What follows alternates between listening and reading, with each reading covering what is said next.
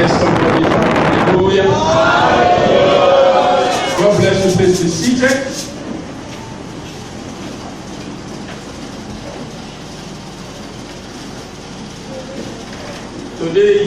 This week is evangelism week, and we are to have the grand finale today. But because there was no service last Sunday here, we couldn't make the necessary announcement.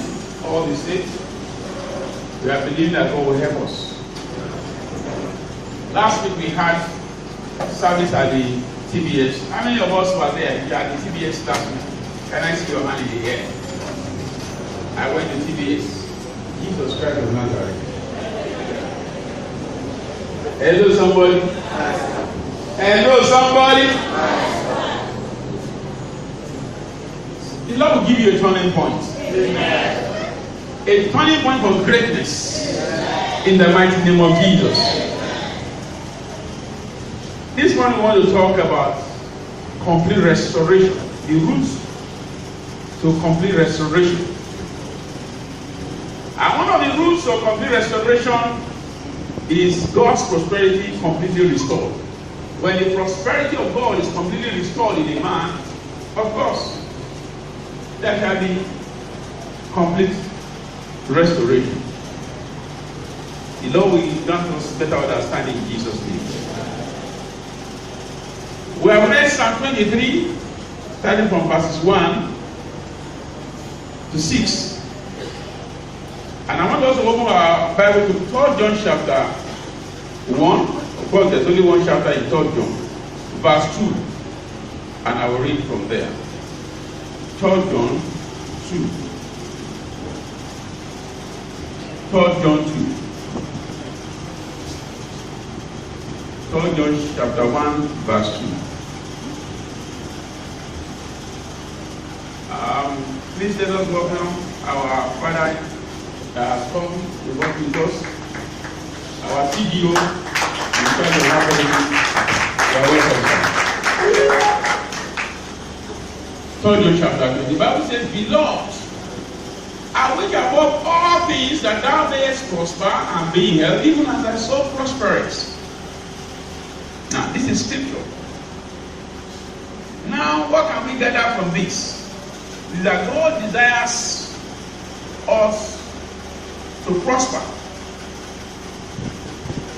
God wants us to be in prosperity. Financial prosperity is not a doubt at all, because many scriptures in the Bible tells us that God wants us to have financial prosperity. But we should know that financial prosperity is just one of the many manifold blessings of God. Just like we have healing, we have deliverance, we have salvation, so also is financial prosperity. But this morning, we are believing God that our financial prosperity shall be restored. Amen. Completely in the name of Jesus. Amen. And in the world today, people have several means and methods of achieving prosperity. Most of these are mainly ungodly.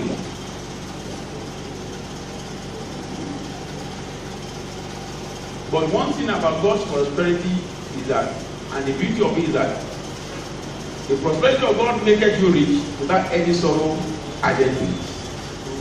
Proverbs chapter 10, verse 22. Now, I was going through the social media yesterday, and they showed a woman who wants to contest for just local government chairman. She wants to contest for local government chairman. And she went for to go and do ritual for prosperity, which only God knows where she got the child. They have scraped the head of the child. They covered the head, that child with the white clothes, put the child in a calabash, and she was putting her hand, on the head of that child, and they took the picture and they sent it on the video.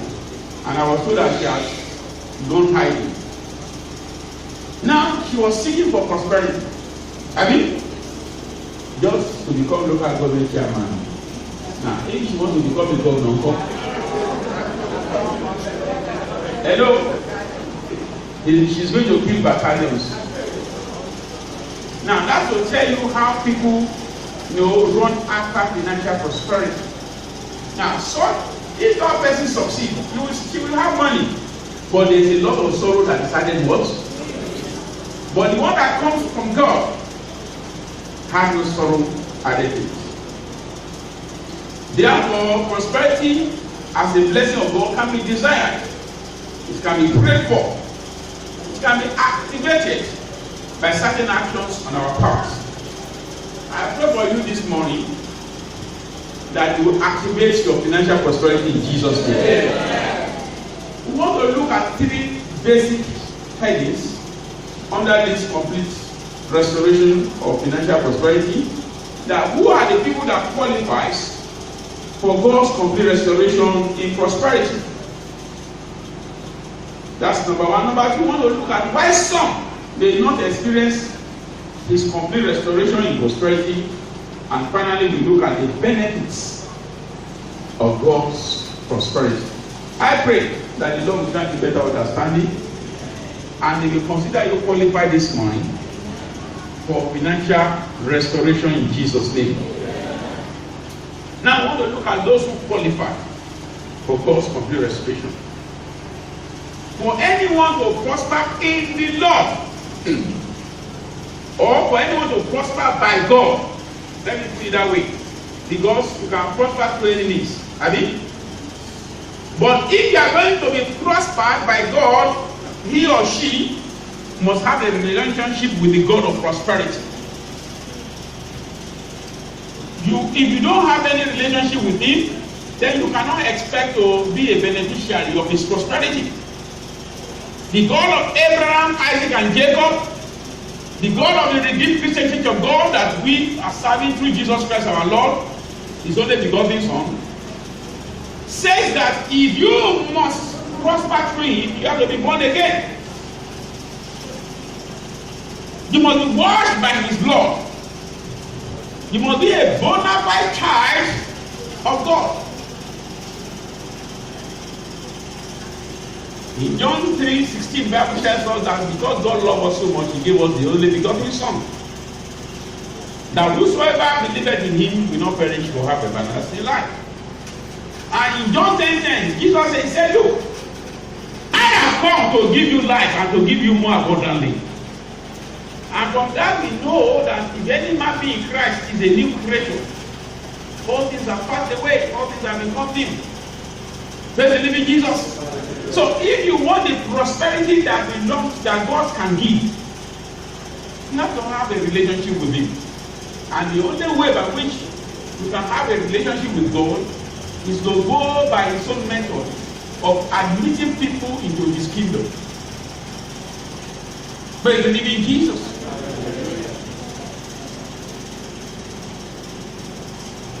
To be prosperous without Christ is a disaster.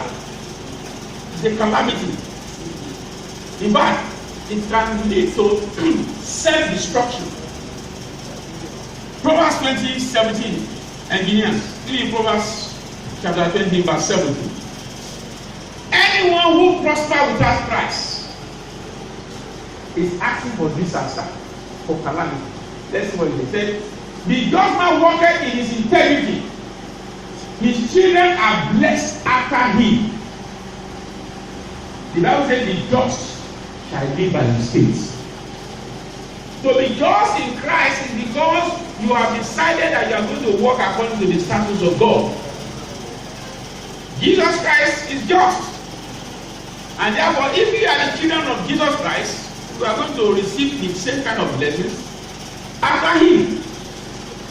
But many want to prosper and they don't want to follow the dictates and the method of Christ. Praise the living Jesus. Is there somebody? So, if you want God to prosper you, mind you, I didn't say You cannot.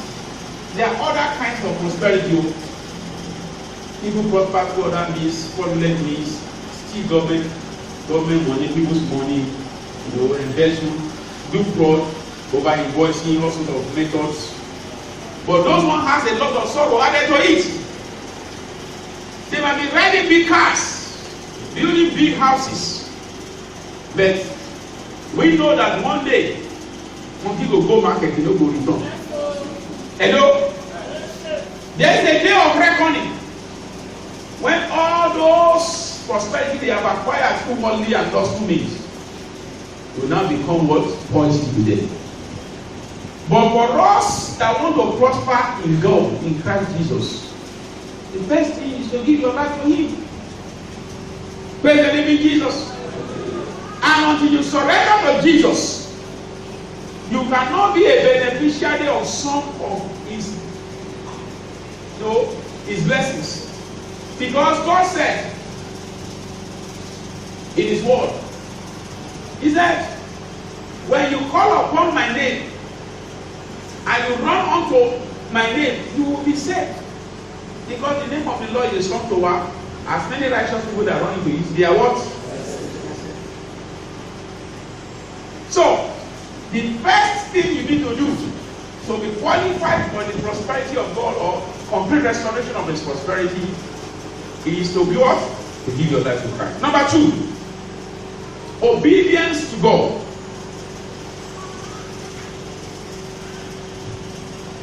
For us to experience God's prosperity, we must be willing not just to have a relationship with God, that is salvation through Jesus Christ, but we must be willing to obey Him completely. Not half obedience. The Bible says, seek ye first the kingdom of God, and His righteousness, and every other thing shall be what? You cannot seek God and put the righteousness somewhere. You must seek Him with the righteousness that goes with the seeking Him. And one of those things is obedience, total obedience, not half obedience. Praise the living Jesus. You must be ready to obey God. And how do you obey God? When you follow His rules and you obey His commandments. Jesus said, my yoke is very simple. It's not difficult. He said, come and be yoked with me. If you have anybody, just bring it. I will remove it and I will give you rest. Deuteronomy 28 verse 14, quickly. Deuteronomy 28 verse 14, what does it say? And 28:14.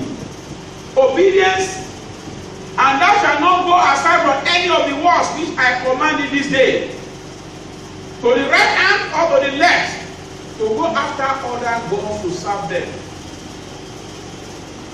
Praise the living Jesus. Hallelujah. If you read from verse 1 to 13, it's full of blessings. And those blessings is because you are ready to obey His word. Are we together? Give me Deuteronomy 29:29 quickly. I want to bring out something here. Because people feel that if God gives 10 rules and I obey 9, I'm okay. No. The secret things belong unto the Lord our God. But those things which are revealed belong unto us and to our children forever, that we may do all the works of these. You must not leave one undone. Everything must be done. Maybe you do not fornicate. Good. You have not committed any murder. Okay. But you are a liar, a perpetual liar. You have sinned. The principle of God obedience is like somebody who goes to the university and think he can graduate by failing one course. If you fail one course, you have failed all. No matter how small the unit of that course may be, you must what? You must pass. Praise the living Jesus. Obedience to the instructions of God is a sacrosanct when it comes to Christian conduct. You cannot be. You can't say, okay, at least I've obeyed some now. After all, I'm not a saint. Who told you that you cannot be a saint? Give me Titus chapter 2, verse 11. We read from 11 and 12. There is no compromise when it comes to obeying the commandment of God. What does it say? That for the grace of God that brings salvation has appeared to what? To only Christian. To only Muslim. To the free thinkers. To what? All men, no exception. And what does this thing teach us? This grace, what does it teach us? Teaching us that denying ungodliness and worldly lust, we should live soberly. We should live righteously. We should live godly in this what? No, in the days of Mugopa. In the days of Abraham Lincoln. In the days of John the Baptist. In this present what? Some people say it's not possible now, Pastor. I mean, how can you live righteously? You don't know the the Bible said in this present world. Hello, somebody. You see, I was talking with somebody day before yesterday, and he was saying, look, can you explain to me why God will allow us to live in this world when we know the end from the beginning, and He allow us to live with Satan? And you are telling me, what? After all, you know that He is not the one that created Satan. And now allow us to be working, to be living in this world with Him. So, and you tell me, how can God do that? First, living Jesus. And I laughed.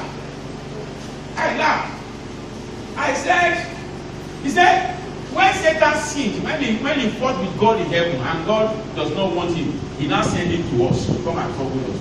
You can see how people think. Because the Bible says, go to the ark because the devil are the what? Have been driven to it. And I laughed. I said, well, to the level of your own understanding, let me teach you a little bit of theology. The world that Satan was driven unto then is the world in ages past, the world before Adam was created. Not this one. Hello? And that world has been destroyed with water for billions and billions of years. They call it the Adamite world. Hello, somebody? And I want to believe that the kind of humans living on land like that, at that time, they are not like us. Because the Bible never gave us any indication that they are created in the image of God, except us. You get what I'm saying? That's why you should come to Bible Club and learn. Hello? Now, if you are blaming God, because the Bible tells us that when God created everything, it was what? Very, very good. And God gave each one of us a same will. You have a will. I have my will. And if God says, I have created man in my own image, He must also give you the kind of will He has. He can change his mind. So man has the free will to do whatever they like. So if man has used his will in a way that is not appropriate, and sin has now come, are you going to blame God for that? Praise the living Jesus. God says, obey my commandments, and all my blessings shall be yours. Now, if you do have obedience and you want to get all the blessings of Abraham, it doesn't work out that way. Because God has a principle. And I told him, look, God will not rewrite the Bible because of you. The Bible will not be rewritten because of anybody. Because He said, my word is settled where? In heaven. Praise the living Jesus. Are we together? It's a very short sermon. We'll finish very soon. So, obedience is very important if you want to qualify for a total financial restoration by the Lord God Almighty. Number 3 is studying and meditating and doing the word of God. John chapter 8 verse 32, what does it say? John 8:32 says, you shall know what? Engineer, John 8:32 now, Abby. And you shall know the truth. And the truth shall what?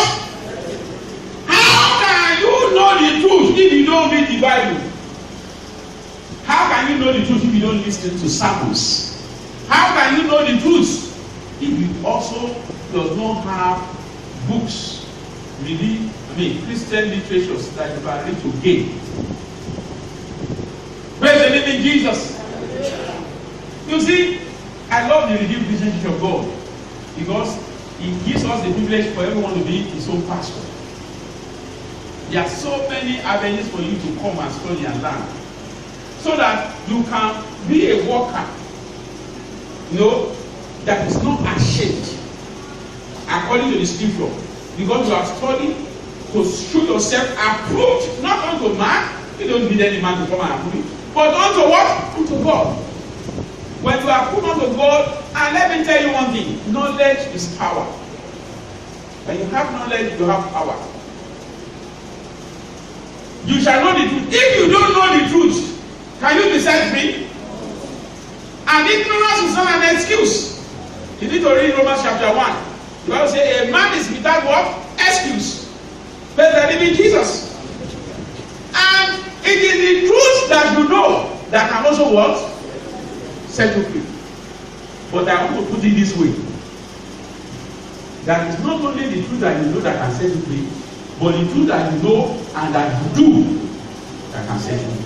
If you know it and you are not doing it, you remain in bondage. Hello, somebody? Are we together? God bless you. So, if you are not studying the Word of God, there is Sunday school every morning. Some people come to church when they know it is 10 o'clock at least, or 9 o'clock, so that they can meet praise worship. Sunday school is 8 to 9. Some people feel that that's not part of service. It's not meant for them. Okay, let's assume you don't wake up. What about beginning every Tuesday, 6:30 to 8? You don't come. Praise the living Jesus. And we are now have a Bible club whereby once in a month we gather together here for 3 hours to study the Word of God, to share the Word, where you can ask any question. Yet some people will not take advantage of those avenues. If you don't read, nobody has what I used to tell me when I was in school. One of my teachers was teaching us literature, and then I don't write notes. So I was sitting down one day, and he was talking. Everybody was writing, and he didn't write anything. So he said, "Why are you not writing?" I said, "No problem. You are reading from the." I will read it. Don't worry, I will read. I said, "No." He said, "I developed the habit of writing notes." And he said, "The painless ink." I didn't forget. I was in secondary school in the days of many years. Over 30-something years, almost 40 years. He said, "The painless ink is better than a retentive memory." If you write something down, no matter how pale it may be in future, you can still read it. But if you do not write it down, there is a tendency for you to watch. Praise the living Jesus. Thank God the Bible has been written for us. So that we can what? We can go to it and read it. But many are not reading. We even give up. Okay, come. There will be some people who have read it. Come and share of the knowledge. The Bible Club is still open to everybody. If you want to join us for study, the first Saturday of every month, 7 o'clock to 10 o'clock here, we are here. The last Saturday of every month. So this Saturday is the last Saturday. Last Saturday of every month. Just come. You will be registered, and you will see how beautiful it is to learn of the Lord. It's very beautiful. All those questions you cannot. I'm preaching now. You can't say, "Hey, excuse me, sir." No, possible, But there you can ask questions. I think if you can ask questions. Praise the living Jesus. So you must study to know the Word of God. Colossians chapter 3, verse 16. Quickly. Colossians 3:16. What does it say?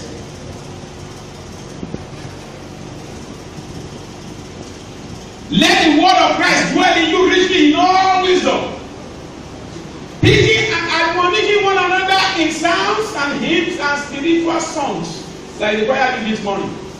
Singing with grace in your hearts to what? The Lord. You see, nobody knows it all. Hello, somebody? That's why you must seek for spiritual knowledge. The Pharisees and the Sadducees thought they know it all. But when Jesus came, he said, you are blind. They said they can see. And said, see, it's because you say you can see, that's why you will never see. But if you are blind now, you agree that you are blind, you open your eyes so that you can see. Number 4, qualities for those who want to enjoy the prosperity of God. The goodness to Israel. Now, this might sound funny to so many people. Unknown to many is that they don't know that for God to prosper them, their actions, their intentions to the nation of Israel is a big factor. Is what? A very big factor. Any nation that is fighting against Israel cannot prosper. If it seems to be doing well, it's just a federal. Whether or whether, at the time, in the process of time, the difference will be clear. Praise the living Jesus. You must be good to the nation of Israel because they are the chosen one of the Lord. God chose them and said, these are my people. And we are spiritual Israel. I hope you know. Hello. Psalm 102 verse 6. How we treat and react to issues concerning the nation of Israel goes a long way to affect how prosperous we may become. Psalm 122 verse 6, sorry. 122 verse 6. Psalm 122 verse 6. How you treat it, how you address it. Well, that is, but God said, anyone that afflicts any of those of his people, revenge belongs to what? To him. Pray for the peace of Jerusalem. They shall prosper that loveth thee. Love the nation of Israel. The Bible cannot be rewritten, like I said, and you can't break it. Number 5, absolute faith in God. Prosperity, like other blessings of God, can only be accessed by total and complete faith in God. As this is the only currency with which we can buy into God's blessings. Faith cometh by hearing, and hearing by the word of God. The substance of peace go forth, and the evidence of peace you have not seen. The Bible says, without faith, nobody can please the Lord. If you want to receive from God, you must come into his presence with faith. Faith in God. Absolute faith. You see, faith has categories. But when we talk about absolute faith, when you say, well, whether or whether, I will only rest my case with God. Praise the living Jesus. I don't know what your challenges are. But let me tell you a story now that will probably bring up your faith, especially for those who are looking for the fruit of the womb. I went to see my brother on Friday. My brother is 80 years old, over 80 years old. You are surprised. The same father. He's over 80 years. I have other ones. Hello? Hello, somebody? You are wondering how can an Indian woman be my brother, the same father. Hello, somebody? And he's young because there's one that is 89. He's also my brother. Oh. You are saying I have one that is 93 and he's also. Hello, somebody? So if you are a witch and a wizard and you think you can kill me, I have what we call divine immunity. Hello, somebody? And since my wife has been infected with it, hello, somebody? It means you cannot kill us. You know, when you have grain inside a but you cannot chocolate it. So I went to him and I saw an obituary on his table. And I look at here, it's 57 years old woman. And I said, oh, what a beautiful woman. He laughed. He said, that's the wife of his friend. How can your friend have a 57-year-old as a wife? You are 80 years old now. And he laughed. He said, I will tell you the story of this woman. Hello, somebody? I'm talking about absolute faith in what? He said, my friend I'm talking about is 77 years old. So he's 20 years older than the wife. But she married the wife when the wife was at the age of 40. Hello? And I said, so what's the big deal about this? He said, sit down, I'll tell you. When this woman was 20 years old, she had a relationship with somebody. And she comes from a very influential family. So when she was 22, she had a child. She got pregnant. And the man responsible decided to persevere and go to Dubai. And when the man persevered, the woman was disappointed and said, all men are bad. Hello, somebody? And since she comes from a very influential family, she took care of the child and she said that she's not going to marry anybody anymore. And she was living like that. She was attending my brother's church. This man too was in the church and he has a wife and the wife died. And he already had 4 children. And since they have been seeing, well, after much persuasion, he decided to marry my brother's friend. And you know that apart from that child she had at the age of 22, no other, she wanted more. But even when she was 40 and she got married, she wished she could have 45K, no time. 46, 47, 48, 49, 50, 51, 50, Then she said, okay, that means God only wanted me to have 1 child. At least I have other, should I say, what do you call it? Stepchildren from the man. Yeah, of course, all those ones are grown up. They are even older than his own, than her own child. When the woman was 54 years old, she got pregnant and had twins. Praise the living Jesus. I don't know how old you are, and you are thinking that, oh, is it possible for me? She has already given up. That's when you have absolute faith. Well, God, if you like, do it. If you don't do it, no problem. I will still serve you. Praise the living Jesus. Now, let me tell you one thing. 54 years ago was 3 years ago for the woman. I mean, a year after she had a terminal disease called leukemia. And she did not recover and she died. But what I'm saying is that even though God knew that this woman is going to die in 3 years' time, the purpose for her life was fulfilled. Hello? Those children still came to life at the age of what? I was reading my Bible. That's why you have to read the Bible. And I discovered that Abimelech took Sarah from Abraham. At that time, Sarah she was supposed to be 90 years old.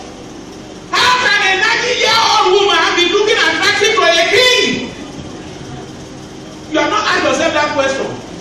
Hello? Think about it, they die away. Hello, somebody? Sarah was 90 years old. Maybe you do some Bible inquisition for yourself.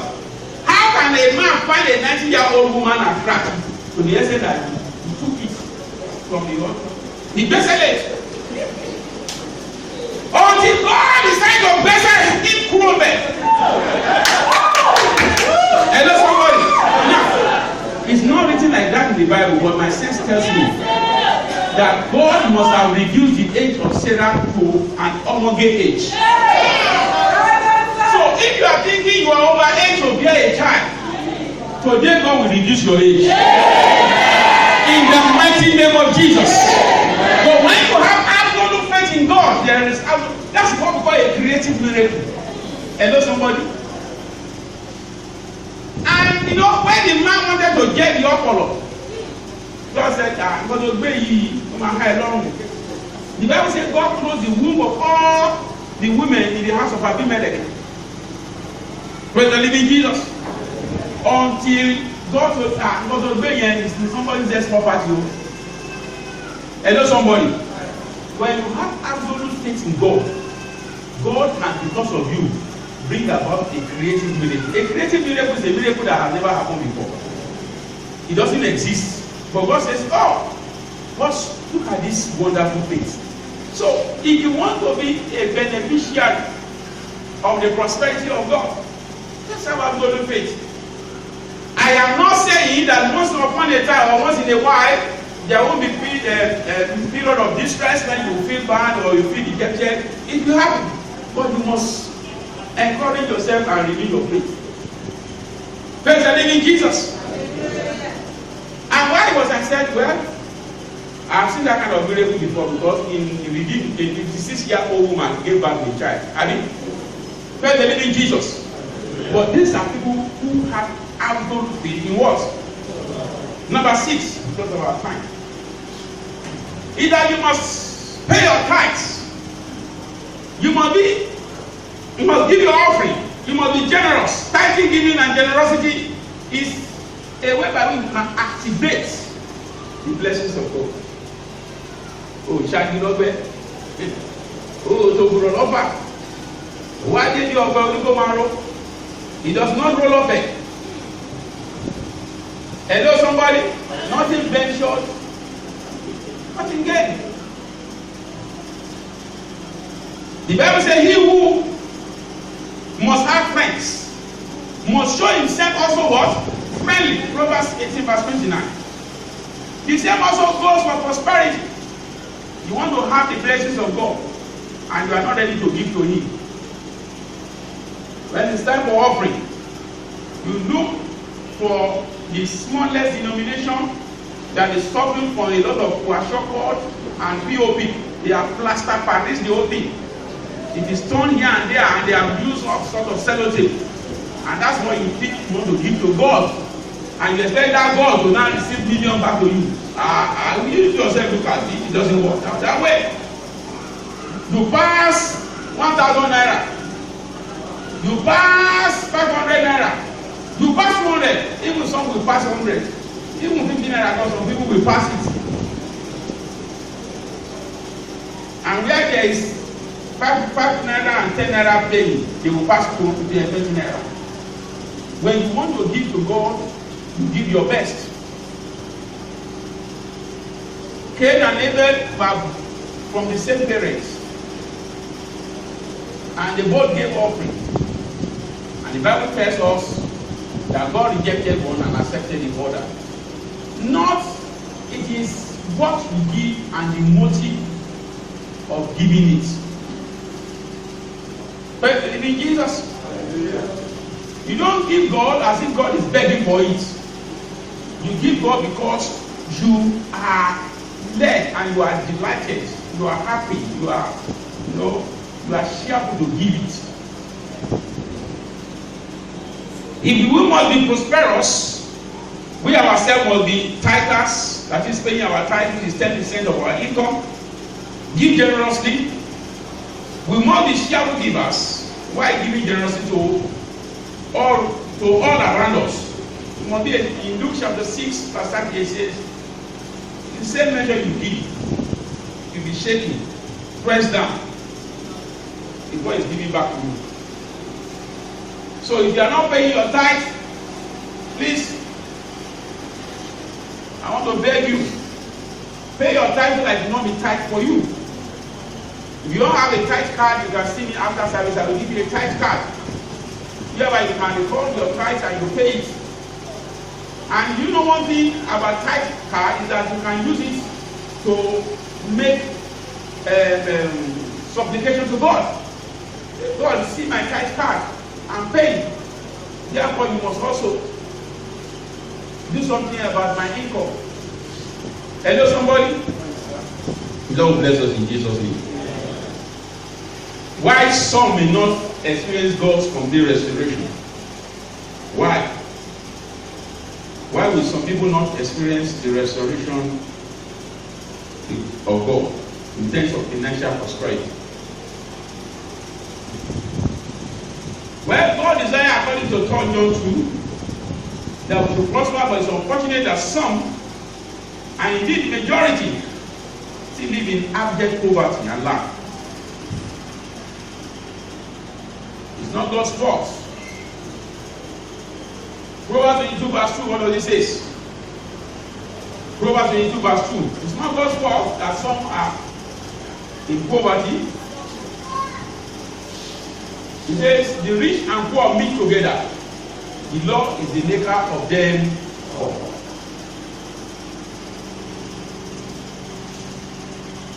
Let's look at why some will not prosper or experience God's complete restoration. Number one, are the enemies of God. When somebody is not born again, you might think that, no, being not born again is okay, but you can never sit on the fence.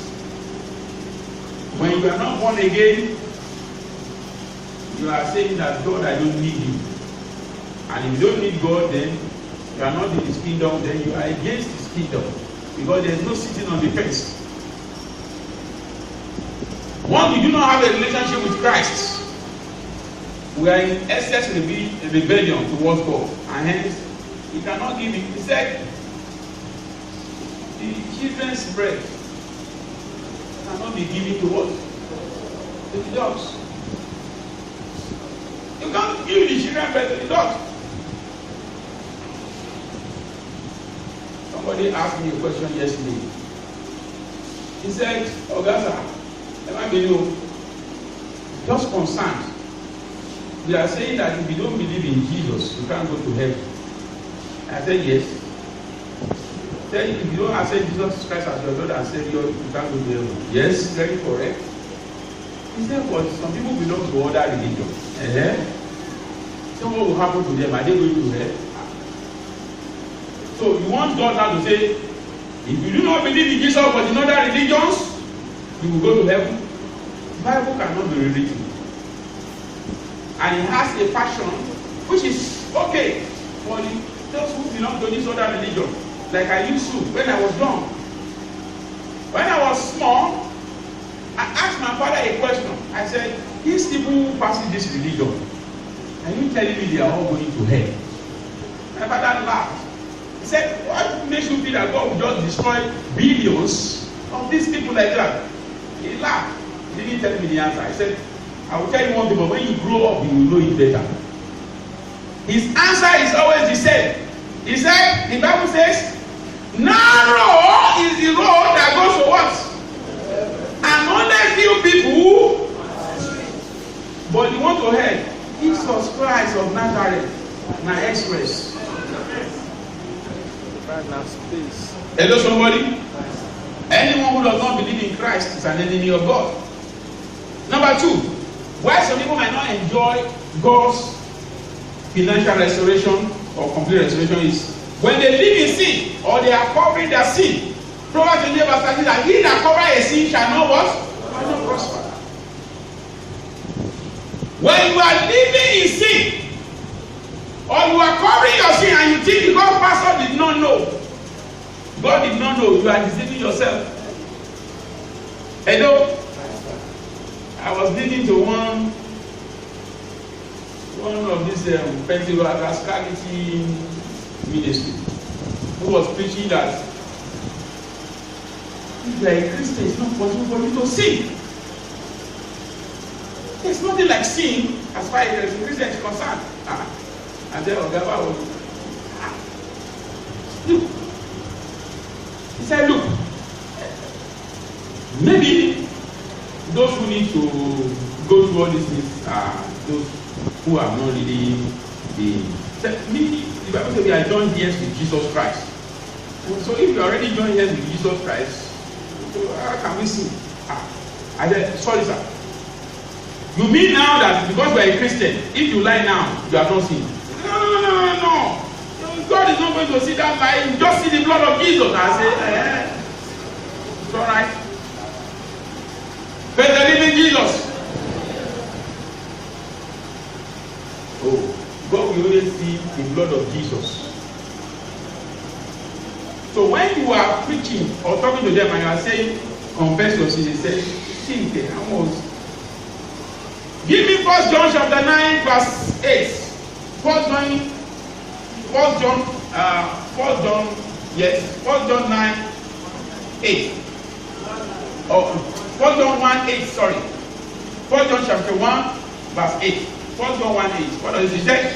If we say that we have no sin, hello, we deceive ourselves, and the truth is not in us. Some people will wake up, instead of them to say, Father, forgive me my sin. If you must not know that you are on the teacher, they share now. But more they share. I didn't like it too. Go to verse 10 for me. Give me verse 10. He said, if we say we have not sinned, we are making God a what? And his word is not in us. I didn't write the Bible. The Bible said all have sinned and come short of his glory. And I asked the man, are you reading a different Bible from the one I am reading? Praise the living Jesus. Quickly, in the next 2 or 3 minutes, I'm going to run. Number 3, category of people who might not be able to have complete restoration in financial prosperity with God are those who are angry at God, like that man yesterday, for their condition and situation. They are, why God? God, why me? Why not you? Why not you? Hello?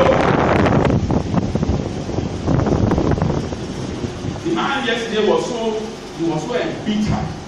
Say, how can God make people to be suffering?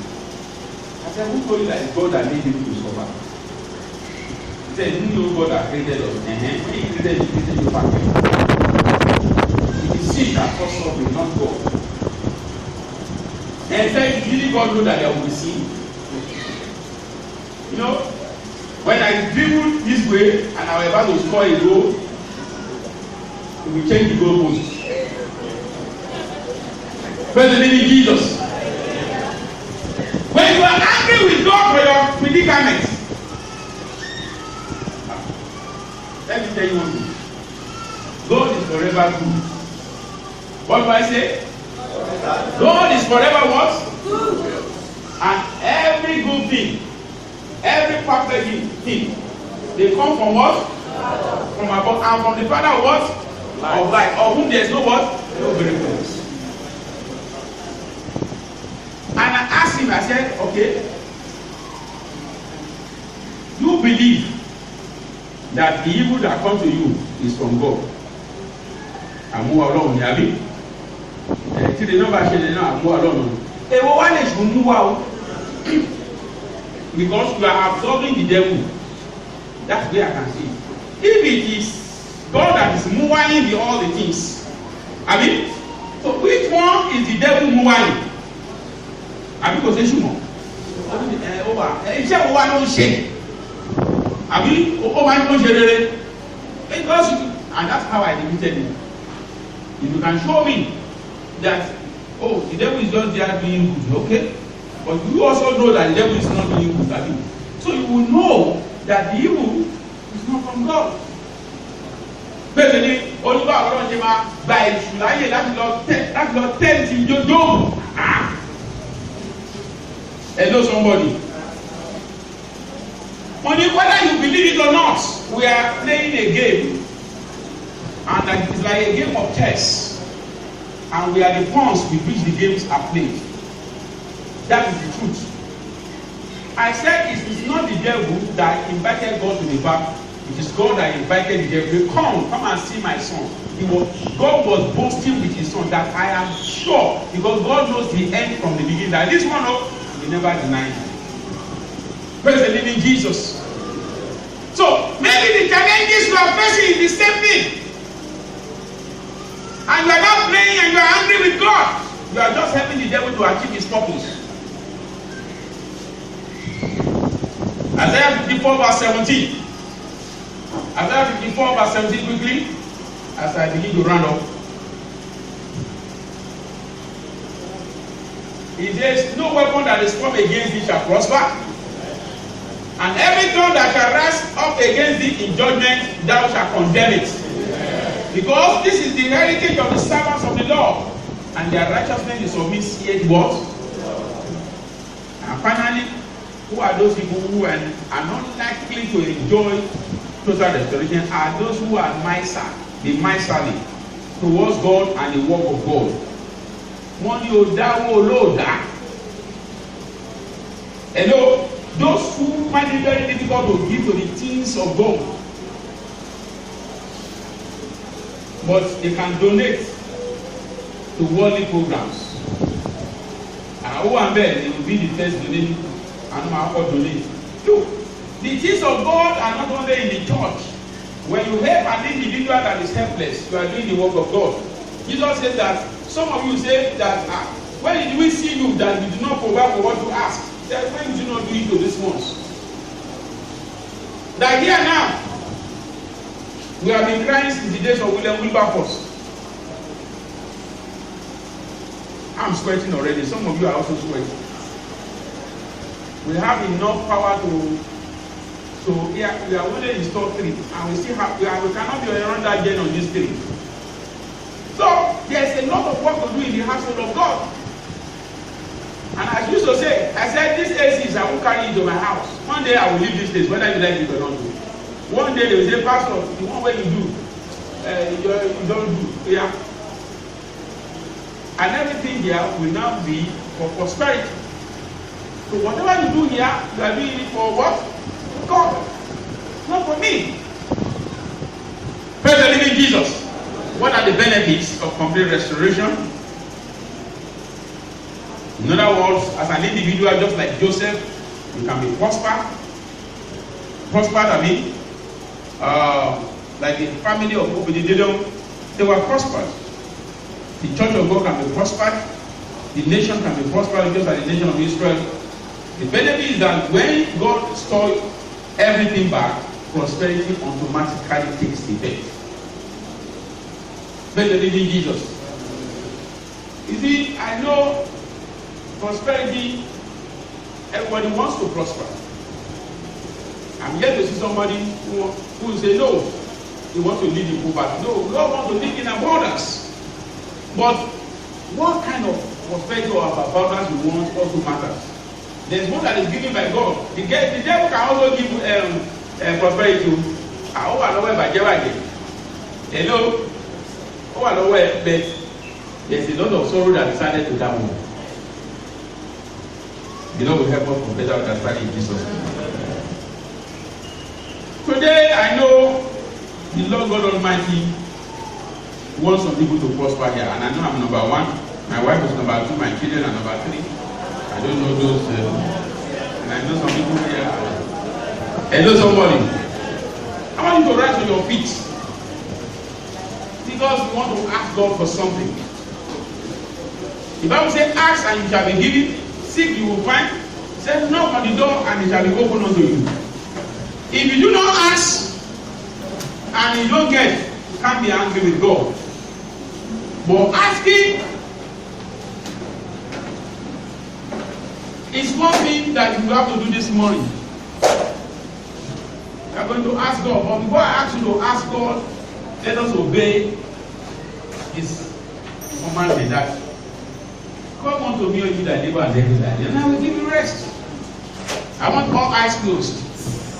If you are here and you have not given your life to Jesus, if you are not giving your life to Jesus and you want to do so now, just lift up your hands so that I can pray with you. Because we are serving a living God, and God is always faithful to His word. Anybody here want to give his life to Jesus? Just lift up your hands so that I can pray with you. Already Jésù kò sí láyé mi. Jésù nìkan ló rà sí wọn.